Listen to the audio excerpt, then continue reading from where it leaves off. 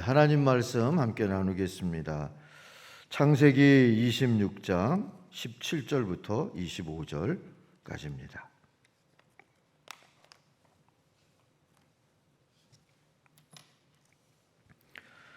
이삭이 그곳을 떠나 그랄 골짜기에 장막을 치고 거기 거류하며 그 아버지 아브라함 때에 팠던 우물들을 다시 팠으니 이는 아브라함이 죽은 후에 블레셋 사람이 그 우물들을 메웠음이라.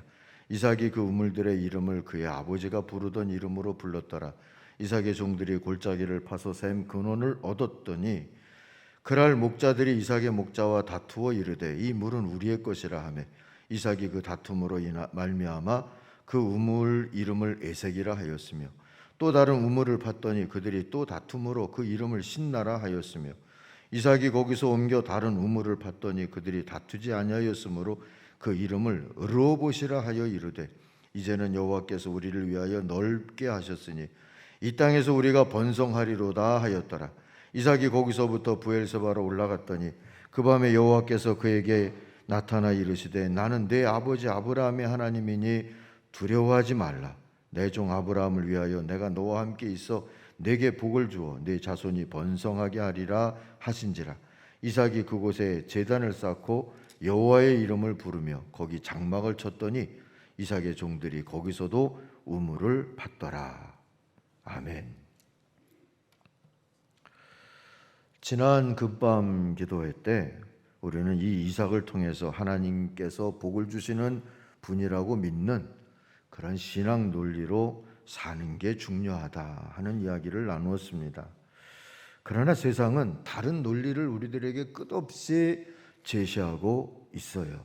우리가 정신을 차리지 아니하면 엉뚱한 길에서 엉뚱한 열정으로 헤매며 살기가 쉽습니다. 다들 그렇게 사는 거다 하면서 말이죠.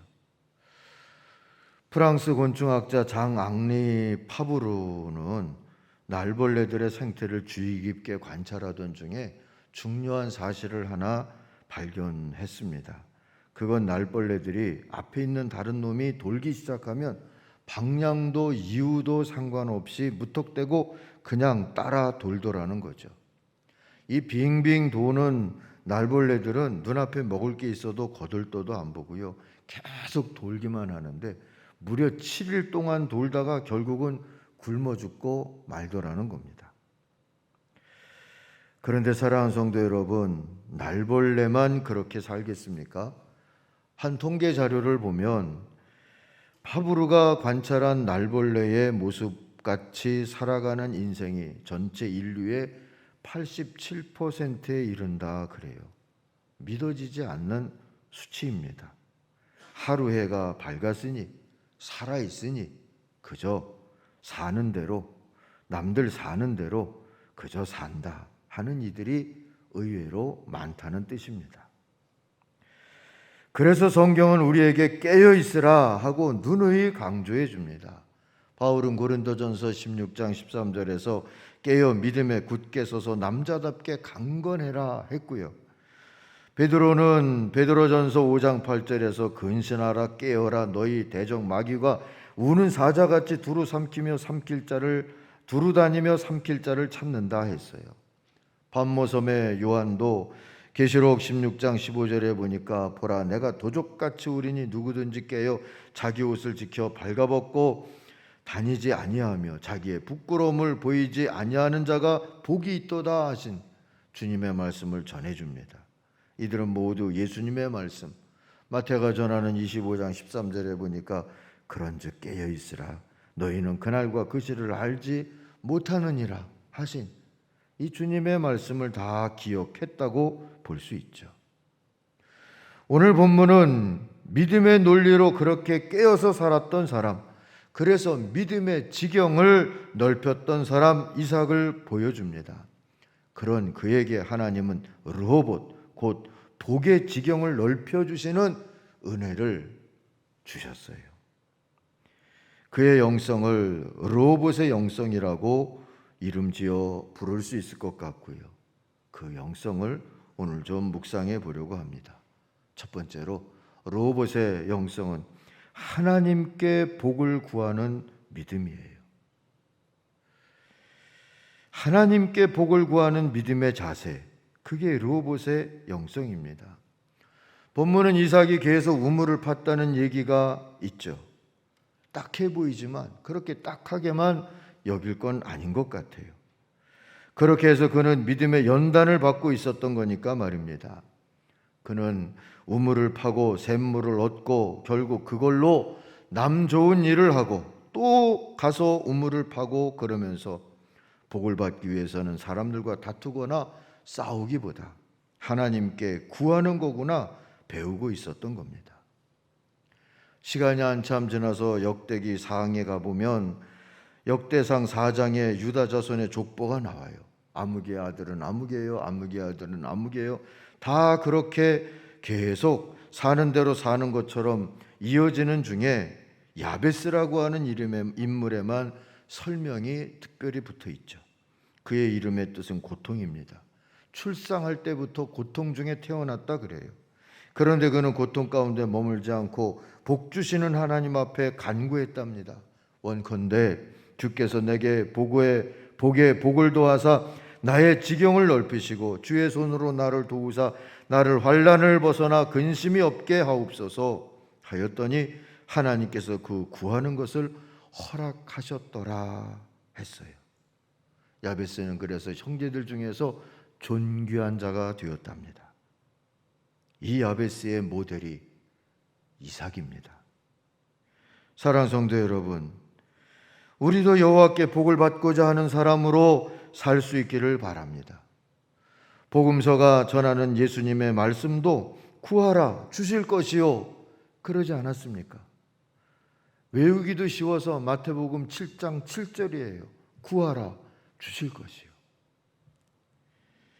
복을 얻으려고 계산기를 두드리기보다 이 사람 저 사람 찾아다니기보다 새로운 기회를 선점하거나 독점하려고 다투고 싸우기보다 복을 주시는 하나님께 복을 구하면서 살 수 있기를 바랍니다. 이왕이면 끈기 있게 구하십시다. 누가복음 18장에서 보면 예수님께서 한 원통하고 가난한 과부의 이야기를 해주시죠. 억울한 일이 있어서 이 가난한 과부가 한을 풀어줄 권세를 가진 재판관을 찾아갔어요. 그런데 불의한 재판관이어서 가난한 이 과부에게 나올 것도 없다 싶으니까 귀담아 듣지 않는 겁니다. 그러나 과부는 달리 갈 데도 없었어요. 재판관을 찾아서 또 가고 했어요. 계속 하소연하면서 매달렸어요. 마침내 재판관은 마음이 의롭게 동해서가 아니라 귀찮아서라도 과부의 한을 풀어주게 되죠. 예수님은 이 이야기를 계속 기도하는 것이 필요하다는 것을 가르치시기 위해서 했다고 누가는 주석을 달아줍니다. 그런데 이 이야기를 마치시고 주님이 찜찜한 이야기를 한마디 더 붙이셔요. 그러나 인자가 올 때에 믿음을 보겠느냐.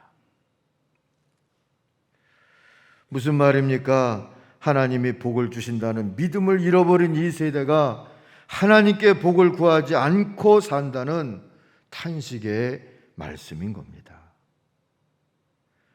그 야베스의 기도라고는 제목의 책이 있었죠. 거기에 이런 얘기가 실려 있습니다. 한 사람이 죽어서 천국에 갔대요. 베드로가 천국 문에서부터 그를 안내했습니다.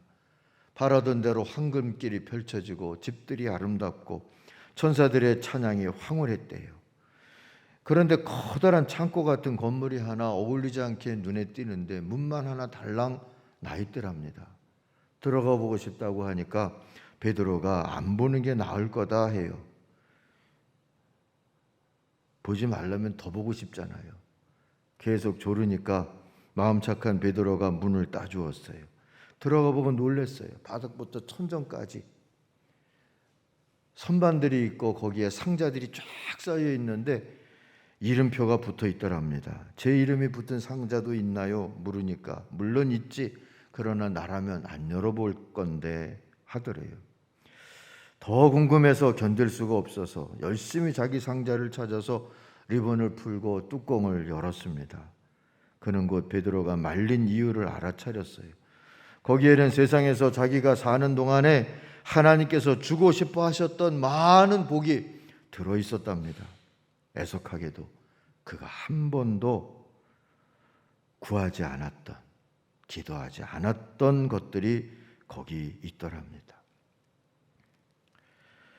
야고보는 야고보서 4장 2절에 이렇게 말합니다. 너희가 얻지 못함은 구하지 아니함이요 하고요.